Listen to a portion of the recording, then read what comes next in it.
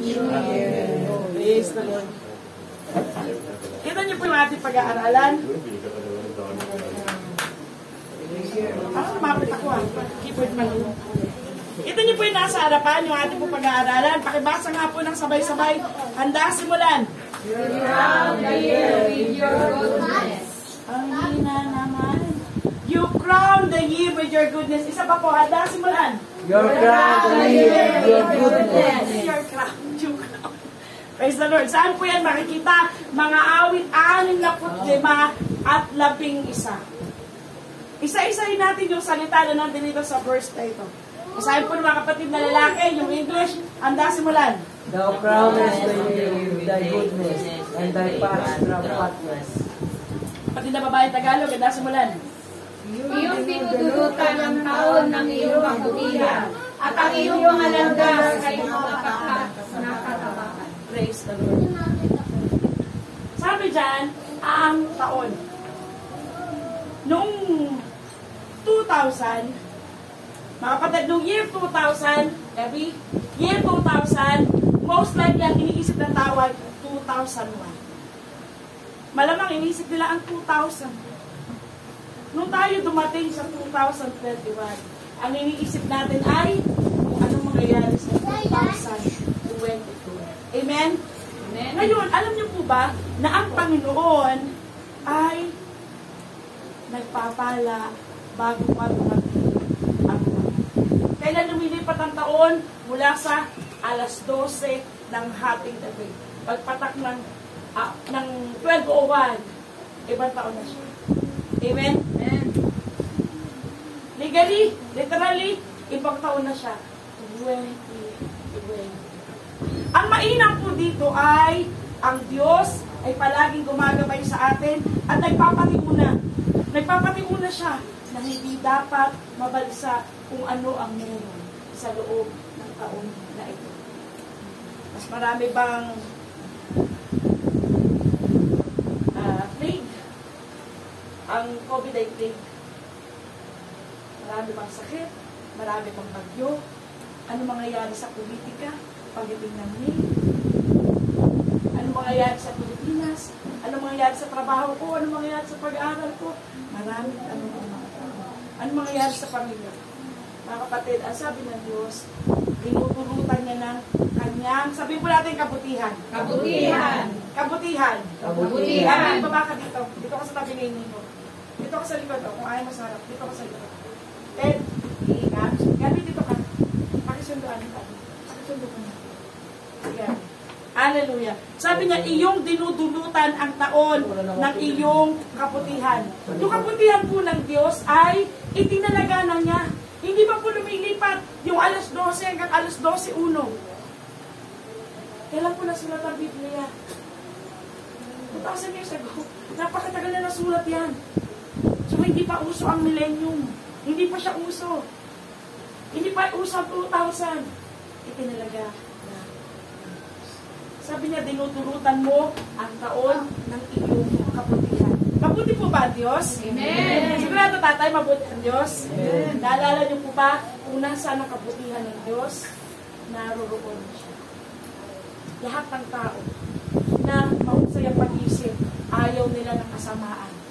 Ang gusto lang nila ay yung kabutihan ng Diyos. Amen? Amen. Therefore, yung taon, para magkaroon siya ng kabutihan, kailangan mayroong Diyos na sumasama sa taon. Amen? Amen. Napakapalad po ng mga babae at lalaki na sa loob ng bahay ng Diyos. Bakit? Sa pareho ding chapter, Psalm 65, verse 4, pinipili lang ng Diyos kung sino papasok sa bahay. At ito yung unang linggo ng taon, Kuya Inigo. At nandito tayo sa bahay ng Panginoon. Para ano? Para makinig. Hindi na chismis. Hindi na kwento. Kung paano mapapaayos yung ating buhay. Amen? Amen. Mga tao nagpaplano. May mga goals.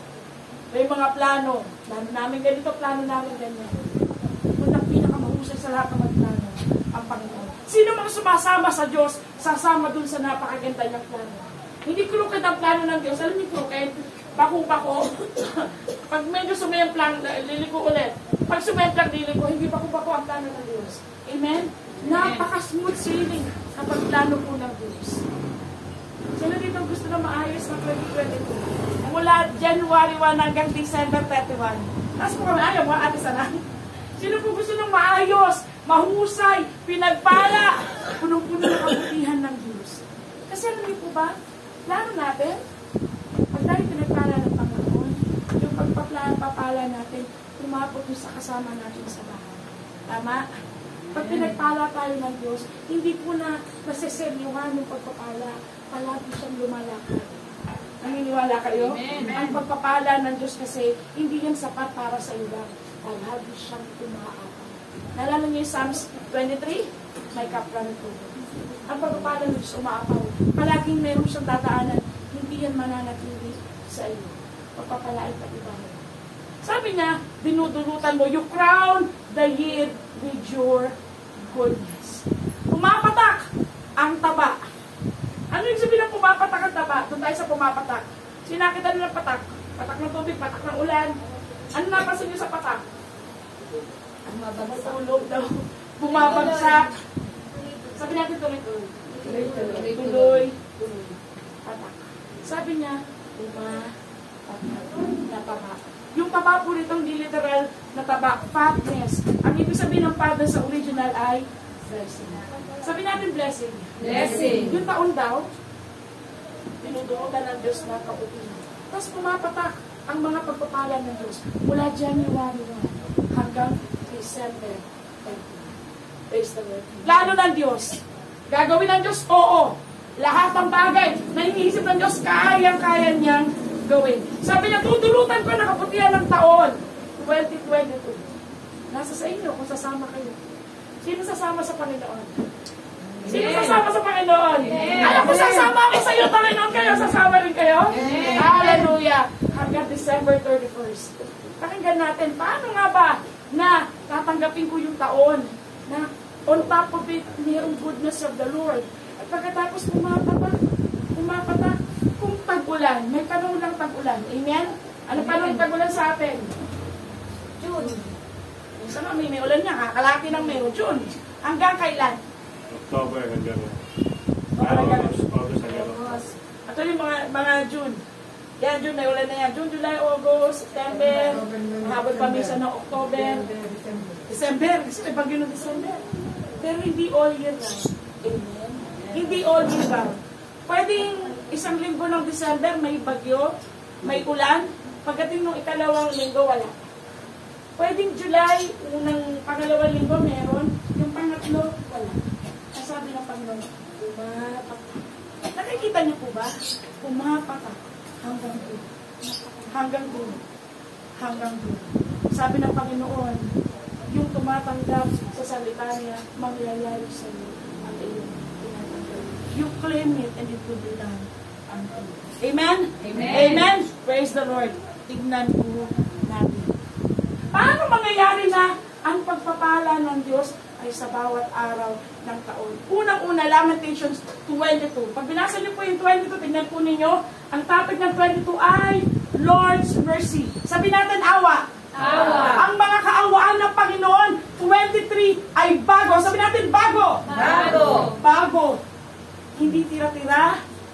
Hindi yun ang galing kahapon. Ang sabi niya, new. Bago. Bago. Tuwing umaga. Ngayon ay linggo. Bukas na umaga, may awang inano at Diyos sa araw ng January 3. Pagkatapos ng January 12, meron pong awa ang Diyos araw-araw hanggang December. So pinatutunayan, di ba? Sinusuportahan ng Lamentations yung Psalms. Sabi niya, you crown the year with your goodness. Year! Hindi isang araw, hindi isang linggo, hindi isang buwan. At ang Panginoon hindi pa atras. Sabi mo sa katabi mo, hindi pa atras ang Diyos. Sabi mo sa kabila, hindi pa atras ang Diyos. Kung tinitignan mo pinagpala ka, mabuti ng Diyos, 2021, ang Panginoon, double portion. Triple portion. Ganun ka nakula ang Diyos. How great thou art, yes. The Lord is great. Pero hindi ko. Kung medyo may lungkoteng inaayos sa Panginoon, hintay mo 20. Ito 2020.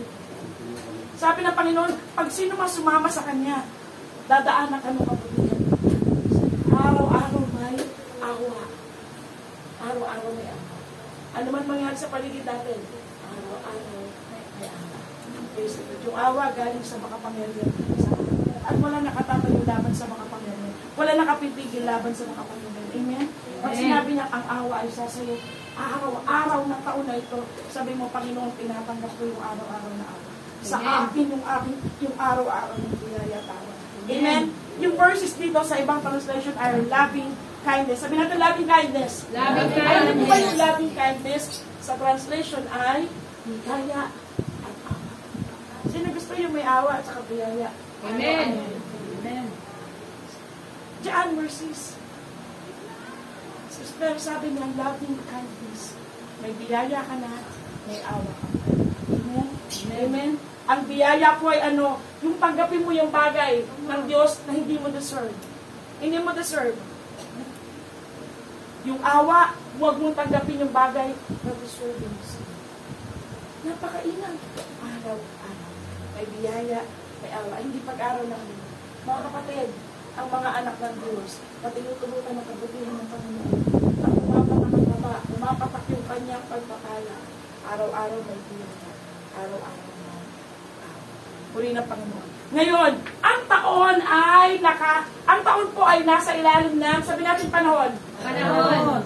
Ang oras, araw, minuto, segundo ay sa Diyos. Psalms 31 verse 15, my times are in thy hands. Ang panahon sa Diyos.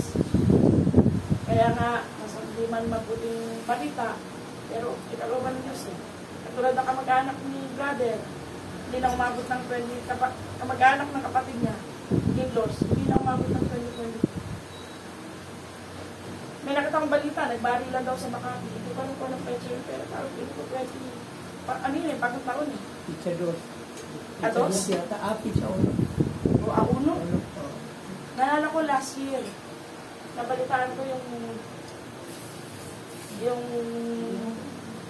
siya supervisor eh. Pero yung tenure na kasama ko, nagturo sa akin. Pagdating ng January 6 na rin, hindi man lang yan naabutan. Mga kapatid, ang panahon ay sa Diyos.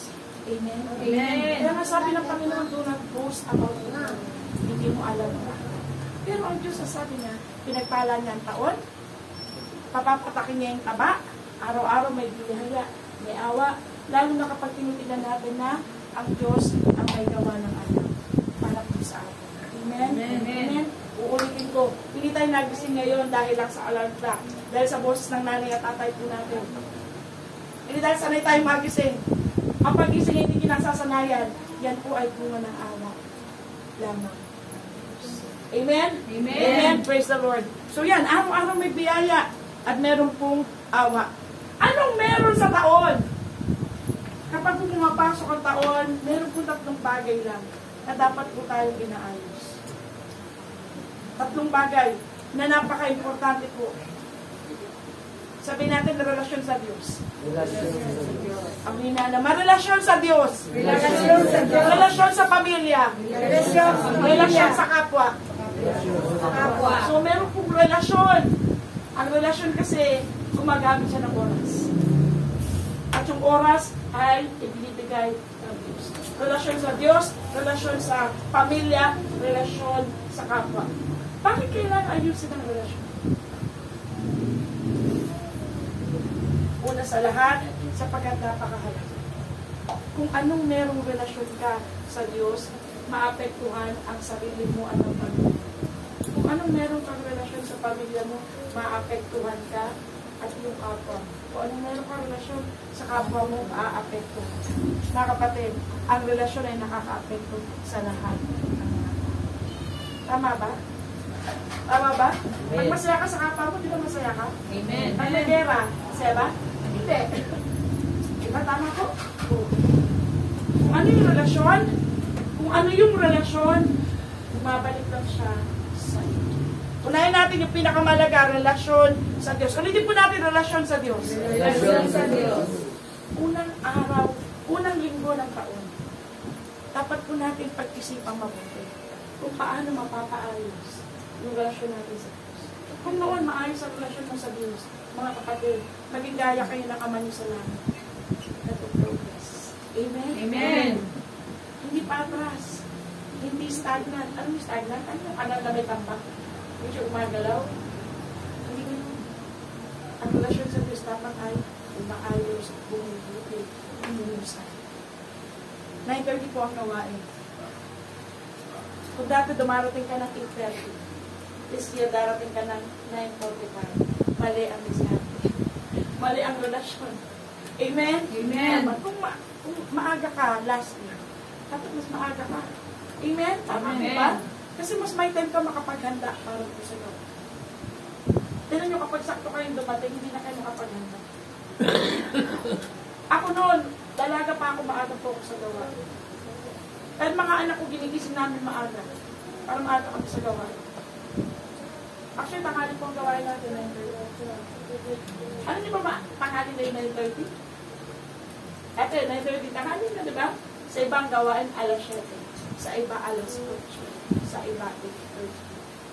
At gawain po natin 9:30. Huwag po kang darating na sa 9:30. Bakit? Hindi nyo may pagandaan sa inyo. Kung meron pa kayong pinagalingan na hindi maayos, pag lumapit kayo sa Panginoon, hirap na hirap kayo. Tama? Matatapos na yung pagsamba sa Panginoon, hindi ka pa rin ayos.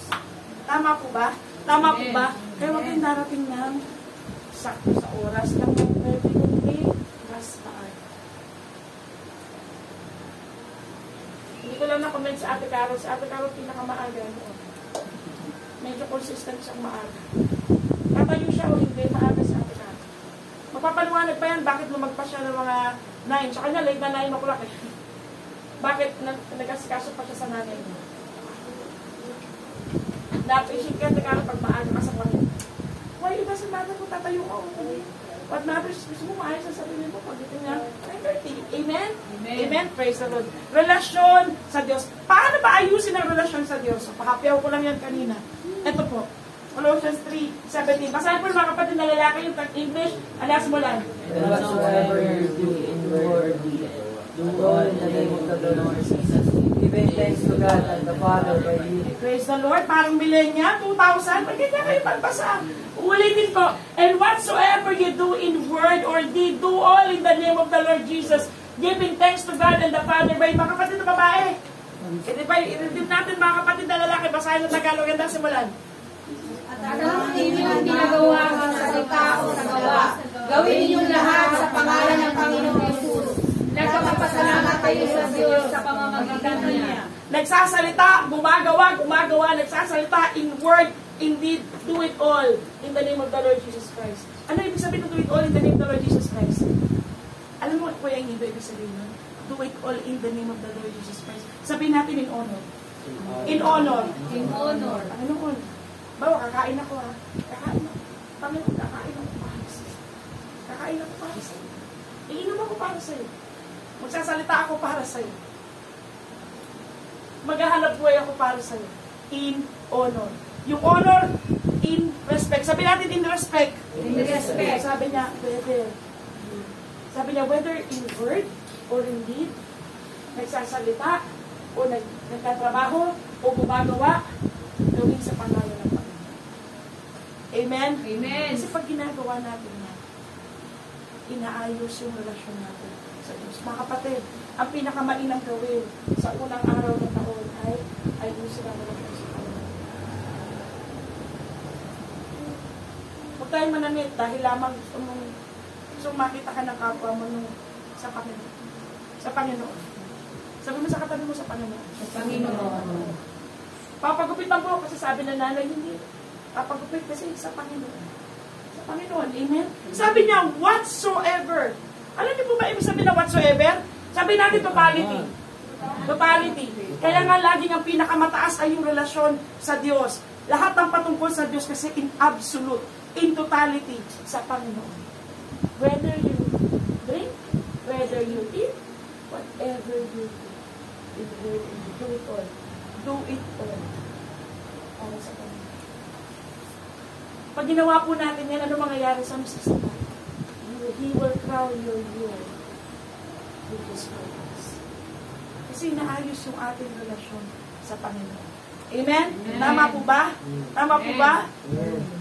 Pag po tayo dadalo, dahil sa Panginoon. Pag po tayo magbabasa para sa Panginoon. Kapag po tayo mananalangin para sa Panginoon. Pag tayo gagawa ng mabuti para sa Panginoon. Pag tayo magtitinda, magnenegosyo, maghahanap buhay, mag-aaral, ano man ang inyong gagawin para sa Panginoon. Mga kapatid, pag ito, na-practice natin mabuti. Mga kapatid, makinig tayo. Practice makes permanent. Pag na-practice nyo to, na lahat ng ginagawa natin para sa Panginoon, magiging maayos ang relasyon ng Ama sa inyo at kayo sa Ama. Tama ba, brother? Whatsoever. Huwag ka mag-iwan ng kahit kaano. Lahatin mo. Lahat, kapatid. Lahat. Nagtuturo ka man, nagsasabay, gawin mo lahat sa Panginoon. Magiging maayos ang mga bagay. Makikita mo ang kabutihan ng Diyos. Susunod sa'yo. Tandaan natin, you crown the year with your goodness. Ang goodness ng Lord ay ito. Sa katawan, sa kaluluwa, espiritu.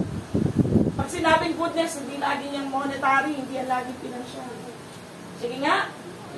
Ano pa pipiliin ko kayo? Pera o kapayapaan? Sigurado? Pera kapayapaan? Pera kapayapaan? Pera kapayapaan? Kapayapaan. Sigurado yan, ha? Pera kapayapaan? Maraming milyonaryo, bilyonaryo nagpapakamatay. Walang kapayapaan. Meron lang sila. You see, gaano kapangyarihan ang kapayapaan? Meron, isang takot na kapagkain, pero payapa sila. Hindi mayaman, pero masaya. Akala lang natin yung pera nagpapaikot ninyo. Hindi totoo yan. Si Solomon man nagsabi, kapag ginagawa ng tao kapag malayo sa Panginoon, in vain. Kasi ang kapayapaan ay galing sa Diyos. Galing sa Diyos. Amen. Amen. Marami matalino. Matalino. Kaya sabi ko siya, dali mo na lahat eh. Karangalan, pera, katalinuhan, lahat. Sabi ni Solomon, in vain. Ang meron ng tao na kailangan meron siya kapayapaan. Praise the Lord. Hallelujah. Colossians 3:17, anuman ang inyong ginagawa. Pag punaayos yung relasyon natin sa Diyos, mga kapatid, nakikita natin yung lalong kaputihan ng Diyos. Lalong sasagana po yung kanyang pagpapala sa amin. Praise the Lord. Ano po yung sumunod? Proverbs 3:5-6. Paano nga ba mangyayari na, di ba, ang Panginoon punasan siya, nandun yung kaputihan niya? Ang Panginoon may path. Meron siyang path. Kailangan madaanan po natin yung path ng Diyos. Proverbs 3:5-6. Palagi natin narinig niyan. Trust in the Lord. Gaano kahalaga ang pagtitiwala? Napakahalaga. Pag binrek nga yung kaibigan mo, parang ayaw mo na maging makipagkaibigan sa kanya, di ba? O, lalo na kapag nobya at nobya mo. Nobya at nobyo mo. O kaya sa asawa. Pag na-break yung trust, napakahirap ng alagay. Sabi ng Panginoon, trust in the Lord. Mga kapatid, nag-break na ba ng promise ang Lord sa iyo? Natanong ako, nag-break na ba ng promise ang Panginoon sa iyo? Kuya? Meron na bang hindi tinupad ng Panginoon na pinangakuan niya sa iyo? Saan nasisira tiwala kapag meron kang sinabi at hindi mo tinupad? Sinisira niya yung trust. Makapagyarihan din ang trust. Tingnan yung sabi ng Panginoon, trust. Kung kailanman hindi gumawa ng masama ang Panginoon sa iyo, bakit hindi mo ipagkatiwala lahat sila? Lahat ipagkatiwala sa Panginoon. Paano ayusin ang relasyon sa Diyos? Kailangan ipagkatiwala lahat. Paano? Trust in the Lord with all of thine heart. Sabi natin buong puso. Buong puso. Hindi ka paglinggo lang. Pag masaya ka, pag marami kang blessing sa Panginoon, gusto mo magtiwala sa Panginoon. Pag hindi na may problema ka, bagsak na. Wala ka ng tiwala sa Diyos. Alam niyo ba napakaganda ng verse? Dadaling ka niya sa isang maayos na buhay. Trust in the Lord. Tingnan niyo mabuti yung sa is. He shall direct thy paths. He shall direct thy paths. Papatubayan niya yung daan mo. Ano na una? Papatubayan niya yung daan mo, magtiwala ka muna sa Panginoon. Ano na una? Ano na una, kuya? Napakalaga sa Diyos ng pagtitiwala. Kung paano ang pagtitiwala ay mahalaga sa tao at sa kapwa niya, lalong mahalaga sa Diyos. Alam niya kung may tiwala kayo sa Panginoon. Nasa kamay na may tiwala sa Diyos. Nasa kamay na may tiwala sa Panginoon, ligtas ka niya pag may problema ka. Naniniwala? Amen. Ayusin natin yung ating tiwala sa Panginoon. Pag inayos po natin yan, sa magitan ng patuloy na paglapit sa Diyos, aayos sa relasyon mo sa Panginoon. Lahat ng kasama po ninyo sa bahay, kung bakit hindi maayos ang relasyon sa Diyos, unang-una walang tiwala sa Panginoon. Tatay, walang tiwala sa Panginoon. Sino mang tao na bubuhay sa ibabaw na lupa, hindi maayos ang relasyon sa Diyos, isang bagay lang tiyak, hindi sila tumitiwala sa Panginoon. Kaya natututo silang gumawa ng masama. Natututo silang gumawa ng sakit nilang lakad. Mga kapatid, titigan nito mabuti. Bakit kailangan tumiwala sa Panginoon? Isaiah 55 verse 8. Ang aking daan, ang aking pag-iisip ay hindi gaya ng pag-iisip ninyo. Yung aking daan ay hindi ninyo daan. Kung gaano kalayo ang langit, sa lupa ang lupa sa langit, ganoon kahusay yung daan ng Panginoon. Itiwala mo sa Kanya. Nakarating na siya sa December 31st, 2022. Mga kapatid, nakikinig po ba? Nakikinig po ba? Nakarating na ang Diyos, December 31st, 2022. Alam niya lahat ang nangyari ng buong taon na ito. Ganoon siya kakapangyarihan, atin. Alam niya na nangyari. Kada segundo, kada oras, kada araw, kada linggo, kada buwan. Isang buong taon na lang ng Diyos. Sabi niya, tumiwala ka. Simula, tumiwala ka. Dadaling ka niya doon sa dulo. Hindi crooked ways. Hindi magulong daan. Hindi magulong buhay. Sabi sa inyo, tumiwala ka muna. Sabi mo sa katabi mo, piliin mo tumiwala sa Diyos. Piliin mo tiwala sa Diyos. Eh, may kabila, sabihan mo, piliin mo tumiwala sa Diyos. Hallelujah. Mga kapatid, ang pagtitiwala sa Panginoon ay isang pagpapasya. Kailangan mong piliin yan. Hindi mamimili ang Diyos yan para sa'yo. Ikaw mismo ang dapat magdesisyon. Piliin mo magtiwala sa Panginoon para hindi ka mangaral sa taon na. Amen. Hallelujah. Ang aking daan, ang aking pag-isip malayo. Mga kapatid, tumiwala tayo sa Panginoon na ng una at nasa huli. Alam niya lahat. Alam niya lahat. Walang matalino tao na tatayo doon sa karunungan ng Diyos. Kahit ang mga ng Diyos hindi aabot. Karunungan na sila ng Diyos. Calculation, tarong-taro tayo ng Panginoon. Kung ilang tinites mo sa Kanya, ilang in-open mo, ilang ginastos ng busa mo, kapag nalingkod mo sa Diyos, kaya bilangan sa iyo ang nasiling sa iyo ng Panginoon. He is a great. Hindi siya rewarder. He is a great. Amen. Amen. Trust in the Lord. Mga kapatid, nakikinig mo ba? Trust in the Lord with all of thine heart and lean not on your own understanding. Huwag ka tumiwala sa panahon. Huwag ka tumiwala, wala ng pera ang mga tao. Mga kapatid, tinuturuan ko kayo, itchan niyo ang bagay na yan. Ang pagpapala ng Diyos hindi nakadepende sa sitwasyon ng paligid. Hindi po siya nakadepende sa ekonomiya ng Pilipinas. Tama? Hindi po siya nakadepende. Kasi kapag dyan ka dumepende, ang tiwala mo, I tell you, umihiwalay sa matalino, makapangyarihan ng Pilipinas. Hindi mo pwedeng pagkatiwalaan lahat. Isa lang ang pwede mong pagbigyan ng tiwala mo at isa lang. Consider ibigay mo sa Diyos o manatili sa'yo ang tiwala. O hindi ka pagtiwala kahit kanina. Tumiwala sa Panginoon. Ayusin niya. Itutulong niya sa iyo ang lahat. Amen? Amen? Itutulong ng Diyos ang lahat. Praise the Lord. Hallelujah. Relasyon sa kapwa. Colossians 3. Kaya din mga kapatid na babae, basahin po ang Tagalog. Ganda simulan. Magtiisan kayo sa isa't isa at magpatawaran kayo sa isa't isa. Kung ang sino man ay may sumbong laban kaniluman, na kung paano pinatawad kayo ng Panginoon, ay gayon din naman ang inyong gawin. Mga kapatid na lalaki, English, handa simulan. Forgiving one another, and forgiving one another. If any man have quarrel against any, even as Christ forgave you, so also do you.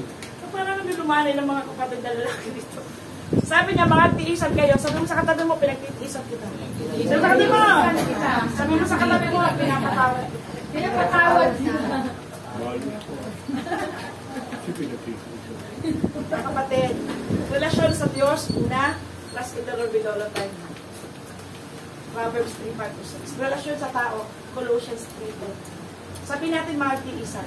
Magtiisan. Sabi niya, kayo sa isa't isa.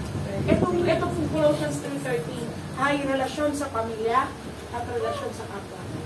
Gusto natin ng pagpapala ng Diyos. Gusto natin ng kabutihan ng Diyos sa buong taon. Amen. Kailangan ayusin ang relasyon sa kapwa. Lalong-lalo na relasyon sa kasama sa asawa, anak, magulang, tita, tito, lolo, lola, pinsan, o ano pa ba? O ano pa ba kasi mga kasama nyo sa bahay? Manggagawa ka, manggagawa. Sabi ng Biblia ay, yan dyan, mga tiisan sa isa't isa. Tingnan nyo po yung pagkakasunod. Ano na una? Magpatawad, magtiis. Ano na una? Magtiisan o magpatawaran? Magtiisan. Magtiisan.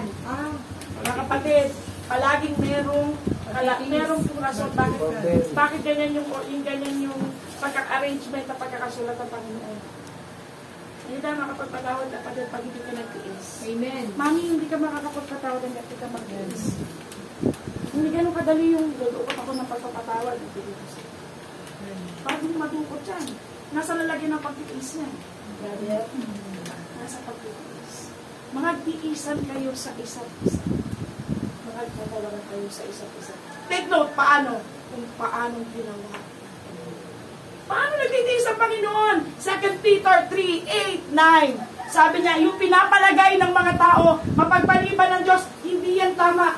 Ang totoo siya'y nagtitiis sa inyo. Ang Diyos ay nagtitiis sa atin. Mga kapatid, kapag natempt ka na gusto mo nang mainis, isipin mo muna, gaano pagtitiis ang ginawa sa iyo. Amen? Amen. Amen. Bago ka mainis, bago ka mawala ng pasensya, isipin mo muna, tumatayo lagi sa harapan ng Diyos. Nakikita niyo tayo. Palaging sasabihin, napakalaking pagtitiis ay ginawad ko sa iyo. Lamentation, bumalik tayo. Sabi niya, he consumed us na. Hindi niya tayo nilipod. Bakit? Ang awa niya, ang daladala nun ay pagtitiis. Praise the Lord. Bago ko pumunta dyan, tinan niyo po ito, Romans 8:25. Tinan niyo po yung Tagalog. Tatapat ko nagsisiasa tayo sa hindi natin nakikita. Kung magkagihintay natin, may pagtitiis. Sabi natin pagtitiis. Pagtitiis. Ano pagtitiis? Kung kapwa mo, yung mahal mo sa buhay. Sorry, ilang beses ko na pinag-iisan, parang hindi nagbabago. Ang pagtitiis ay ito. Tumitingin sa ano? Sa hindi nakikita. Tumitingin sa hindi nakikita. Hindi mo nagbabago eh. Wala ka nga nakikita pagbabago eh. Alam mo ba habang nagtitiis ka? Pinagpuro pagtitiis. May peking pagtitiis. Sabi mo sa katabi mo, wag ka peke. Sa kapila na sabi mo, wag ka peke. Mga kapatid, kapag ang pagtitiis natin, hindi genuine na pagtitiis, mamumroblema ka sa saligang pagpapa. Ang pagtitiis po ay tumitingin sa hindi nakikita. Kasi naghihintay ka may pag-asa. Ang pagtitiis po ay bunga ng pag-asa. Umaasa ka ng tao, pinagtitiisan mo. Bakit? Kasi pinagpipray mo siya. Tama. Kung magtitiis ka lang, makikipagtitigan ka sa kanya, titignan mo kung gaano kalaking pasensya ang meron ka. Mali. Ipanalangin mo siya, mabubuo yung pag-asa sa'yo na ano man ang nakikita mo at hindi mo nakikita, buwa siya ng pag-tiis. Gusto natin na isang buong taon na maayos, mahusay, pinagpala, magtiisan kayo sa isa't isa. Gaya ng Panginoon ginawa sa inyo. Hindi niya tayo nilipod. Pinagtitiisan tayo tatay. Pinagtitiisan. Gaano tayo kadalas magkasala. Kung gaano kadalas po makaalala. Kaya nga sabi niya, magsalita ng kalaman. Maging mabilis sa kamagparan. Maging makupa sa pagkakan. Nang patawaran sa isa't isa. Meron po ba kayo offense sa akin? Na-offend ko ba kayo sa iyo? Mamaya, may gagawin tayo. Mga kapatid, kailangan mga tiisan mo na. Humingi tayo doon sa merong magtitigis. Si Jesus. Hindi nanunumpat, hindi ka lang. Amen. Sinabi mo, Lord, hindi ko na kaya, hindi ko na siya matiis. Pero hindi na matiis. Ano brother, hindi na matiis? Ikaw, kaya mo pa? Ikaw, kaya mo pa? Ikaw, kaya mo pa? Mga kapatid, pag hindi na matiis, huwag ka masasasabo. Lumapit ka doon sa may-ari ng pagtiis. magtiisan sa isa't isa. Magpatawaran. Paano magpatawad? 1 John 1:9. Sino nakakabisa ng 1 John 1:9? 1 John 1:9. 1 John 1:9. For He is faithful and just, He will forgive you and cleanse you from all your transgression. Siya ay tapat at banal magpapatawad at maglilinis sa lahat ng inyong kalikuan. 1 John 1:9. Mga kapatid, sabi ng Panginoon, magtiisan sa isa't isa, nakikinig pa po ba? Magpatawaran sa isa't isa, gaya ng ginawa ng Panginoon sa iyo. Paano siya magpatawad? Kapag pinatawad tayo ng Panginoon, nililinis na tayo. Kasorin po kayong linisin ng pagkakasala ng kapwa ko. Hindi ganun. Paano mangyayari? Pag malinis, wala ka na makita. Tama? Ano ba? Nagmapa ko. Kanina may wiwi ng dog. Minap ko siya, hindi mo na siya makikita. Ganun magpatawad ng Diyos. Kapatid, huwag na tayo pwede magpatawad. Kasi ang pagpapatawad na hindi genuine, kumakalkal ng sugat, kumakalkal ng mga offenses, kumakalkal ng offenses. Romans 4:7-8 na sinasabi mapapalad daw ang kanilang mga pagsalangsang ay pinatawad at ang kanilang mga kasalanan ay nangatakpan. Nangatakpan. Yung kasalanan po natin, hindi na nakikita ng Diyos. Na parang hindi ka nagkasala. Hindi ganun ba? Kahapon lang, di ba? Yung isang hapon na mami, ganyan ka eh. Oh. Huwag po ganun. Mga kapatid, nakikinig po ba? Huwag po ganun. Hindi ka mabubuhay na punong-puno ng pagpapayapa, ng buo ng pagpapala ng Diyos. Kapag hindi mo natutunang ayusin ang relasyon mo, first period of the year. Mag-iisan at magpatawaran. Tinan yung dulo, mapalat na tao na sa kanya'y hindi ibibilang. Sino dito magaling magbilang? Ang kamay. Magaling magbilang ng kasalanan ng kapwa. Magaling magbilang ng kasalanan ng kapwa. Grabe, parang may listahan. Ganyan ka. Ganito ka, ganun ka. Lahat ng ganun, nasulat mo na. Ganun, ganito, ganyan. Mga kapatid, kalooban ng Diyos na magaling tayo ng mahusay na relasyon sa ating mahal sa buhay. Relasyon natin sa kapwa. Magtiisan tayo sa isa't isa at magpatawaran tayo sa isa't isa. Paano mo magagawa yung pagpapatawad? Ito ang ating gagawin. Basahin po ng mga kapatid na babae yung English na simulan. Remember ye not the former things, neither consider the things to Mga kapatid na lalaki Tagalog, ganda simulan. Huwag ninyong alalahanin ang mga dating bagay, bulayin lang ang mga bagay lang muna.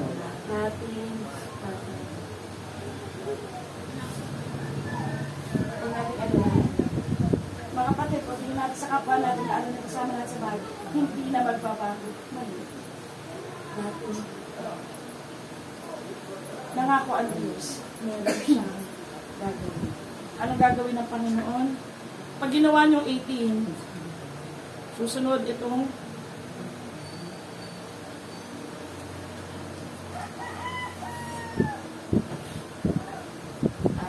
hindi na sunod yun na yun.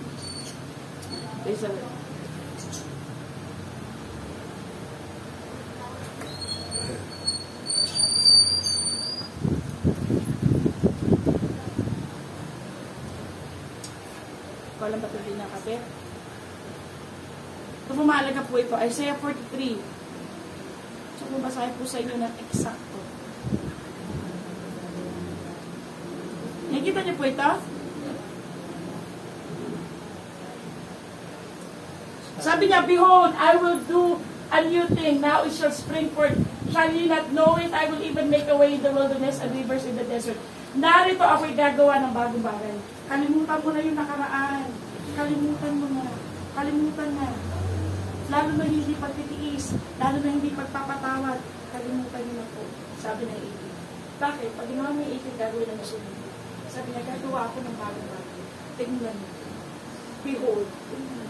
Gagawa ako ng bagong bagay. Kapag ang buhay ninyo parang desierto, mapapatubo ako na. Hallelujah. Hirap ba yung buhay? Hirap. Sabi ng Panginoon, pag parang disyerto ang buhay mo, kulang sa patak na ulan, magagawa siya ng iyo. Kalimutan mo muna nakaraan. Kalimutan mo nakaraan. Kalimutan mo yung sigalot mo sa kapwa mo. Pag nagpatawad, palayain. Amen? Amen. Anong ginawa? Kalimutan na paharap ang hindi nagkasal. Hindi madali. Sa tao, imposible, sa Diyos ay Panginoon. Napakasarap ng buhay ng pag-aaral.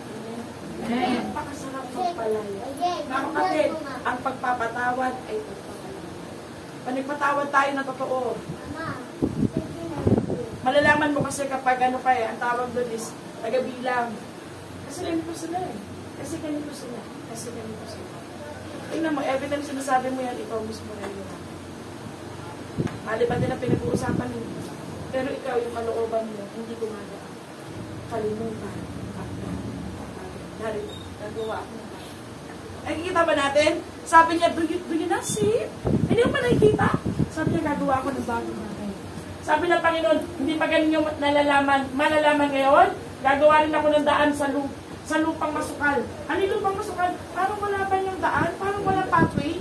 Alam niyo, pag umakit kayo, wala man ang trail. Kahit saan ka na lang sumapit na bato, makarating ka lang sa taas, hindi ganun.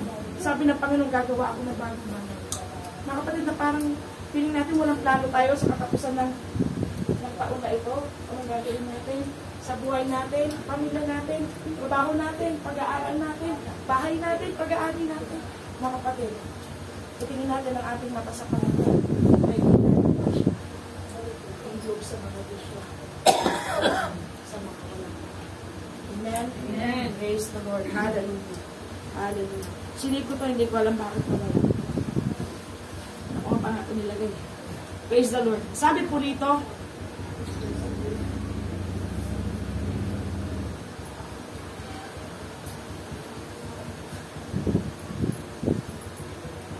praise the Lord.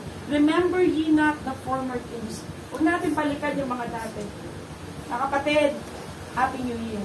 2022 na. Amen? Amen. Sabi ng Panginoon, trust in the Lord with all of thy heart. Tuturo niya sa iyo ang daan. Hanggang dulo ng tertuan.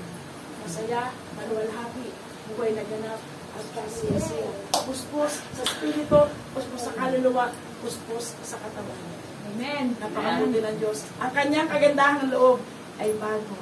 Tuwing umaga. Tayo po natin magsitayo. Lord, you crown the year with your goodness.